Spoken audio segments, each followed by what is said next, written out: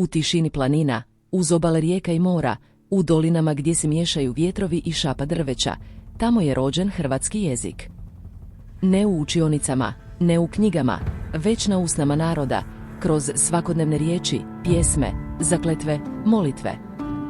Hrvatski jezik nije nastao u trenutku.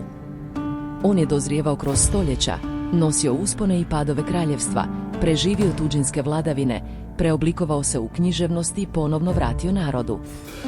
On nije samo sredstvo izražavanja, on je svjedok postojanja. Korijeni hrvatskog jezika sežu u doba kada slavenska plemena dolaze na ovo tlo, u 7. stoljeću. S njima dolazi i praslavenski jezik, sirov, bogat, zvučan, jezik sela, običaja i poganskih bogova. No kako prolaze stoljeća, taj jezik ne ostaje netaknut. Na njega utječu latinski jezik, kroz crkvu i rimsko nasljeđe, grčki, preko bizanske prisutnosti, njemački, mađarski, turski, svi ostavljaju tragove, ali nikad ne brišu njegovu dušu. On se mijenja, ali ne nestaje. Do 11. stoljeća već jasno razaznajemo 3 narječja koja čine bogatstvo hrvatskog jezika, čakavski, kajkavski i štokavski. Svaki govori svojom glazbom. Čakavski pjeva obalama, kajkavski odzvanja brdima sjevera, a štokavski donosi ritam ravnica i unutrašnjosti. Umjesto sukoba, ova narječja svjedoče o raznolikosti jednog istog naroda, njegove povezanosti unatoč udaljenosti. I dok narod govori, pismenost se rađa. Glagoljica, staroslavensko pismo, postaje simbol hrvatske pismenosti već u 9. stoljeću. Sačuvani spomenici poput Bašćanske ploče svjedoče o vremenu kada je narod učio vjeru na svome jeziku. Hrvatska je jedina zemlja u kojoj je papa dopustio bogoslužje na narodnom jeziku i glagoljici, 1000 godina prije današnjih reformi.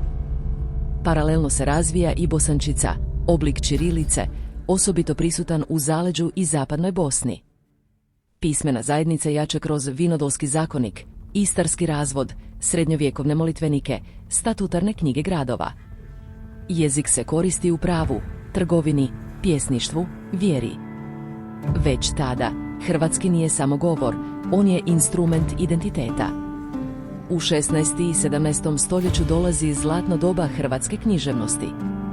Pjesnici poput Marka Marulića, autora prvog hrvatskog EPA, Judita, napisanog 1501 godine, Petar Zoranić, Marin Držić, stvaraju djela koja povezuju narodne izraze i visoku literaturu. Hrvatski se jezik uspinje uz rame velikim europskim jezicima. Ali u političkom smislu, narod je podijeljen, pod Habsburzima, Turcima, Mlečanima. Zajednički jezik ostaje ono što spaja. No sve do 19. stoljeća ne postoji jedinstvena norma, piše se različito, govori se različito, pravila variraju. Tu nastupa i Ilirski pokret. Vođen idejom da se narod može probuditi samo kroz zajednički jezik, David Guy i suradnici 1830. i 1840. pokušavaju stvoriti standardni hrvatski jezik. Biraju štokavski dijalekt, kao najrašireniji među Hrvatima, te uvode pravopisne reforme koje i danas koristimo. Jezik postaje alat nacionalne svijesti, ali i političke borbe. U 20. stoljeću dolazi razdoblje nesigurnosti. U Kraljevini Jugoslaviji, a kasnije i socijalističkoj, nameće se zajednička oznaka i srpsko-hrvatski. Iako su hrvatski i srpski srodni jezici, razlike su stvarne u leksiku, fonologiji, pravopisu, kulturi. Hrvatski intelektualci se bore za očuvanje posebnosti. Tek 1990-ih, s osamostaljenjem Hrvatske, hrvatski jezik dobiva svoje pravno priznanje kao službeni jezik države. No to ne znači kraj njegova razvoja. U digitalnom dobu, nove riječi ulaze svakodnevno. Anglizmi, skraćenice, internet jezik. Istovremeno, postoji i težnja za njegovanjem izvornog izraza. Jezik se neprestano prilagođava, ali pitanje ostaje, možemo li sačuvati ljepotu i dubinu hrvatskog jezika u brzini suvremenog svijeta? Jer hrvatski jezik nije samo skup riječi. On ima 3 dijalekta, 3 pisma u povijesti, bogatu narodnu književnost, vrhunsku liriku, biblijske prijevode, novine, znanstvene knjige, radiodrame. U njemu je zapisano više od 1000 godina borbe i stvaranja.